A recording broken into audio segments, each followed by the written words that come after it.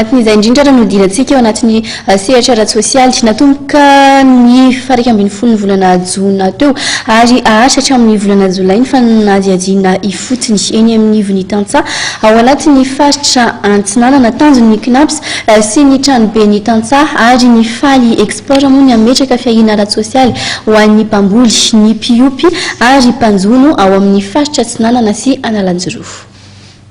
Taorin'ny faritra Menabe, Matsihatra ambony, Sofia dia tonga eto amin'ny faritra Antsinanana indray ny CNAPS hanao fanadihadiana fotony eny anivon'ny Tantsaha mba ahafahana mametraka fiahiana ara-tsosialy ho an'ny Tantsaha.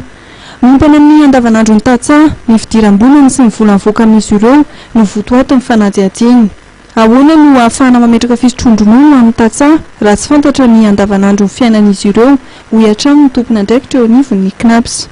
Ahoana tokoa no ahafahana mametraka an'izany hoe fiahiana ara-tsosialy momba ny fisotroana amin'ny Tantsaha zany raha tsy fantatra ny zava-misy marina ny toerana. Ka izay zany ny fahalalana an'izay zava-misy marina ny toerana izay no ahazoana manana an'ilay antotanisa dia io totanisa io no entina manao an'ilay ataontsika hoe étude actuarielle dia aorianan'izay étude actuarielle izay ho jerevana ny hoe ahoana ny fomba hametrahana azy eto Madagasikara dia eo koa no jerevana hoe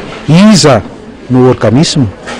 ikarakara ny fanatanterahana an'io zany eto Madagasikara ho ataon'ny CNAPS hoe fa ho ataona organisme hafa zany moa tsy olana zany fa ny ataontsika hoe ny zava-dehibe amin'izy dia hoe mifametrahana an'izay fisotroan-dronono ho an'ny Tantsaha eto Madagasikara zay. Ankoatran'ny tranoben'ny Tantsaha dia miara-miasa akaiky amin'ny CNAPS amin'ity tetikasa ho ento mametraka ny fisotroan-dronono Tantsaha ity ny faly export. Taorin'ity atrikasa ity dia nidina tany Andrantsara, Folo Pointe sy Feneliveste ny ekipan'ny CNAPS sy ireo teknisian'ny faly export amin'ny alalan'ny ONG Arena, Sahaza nitavatava mivantana tamin'ireo Tantsaha ahafahana mamantatra ny andavanandron'izy ireo.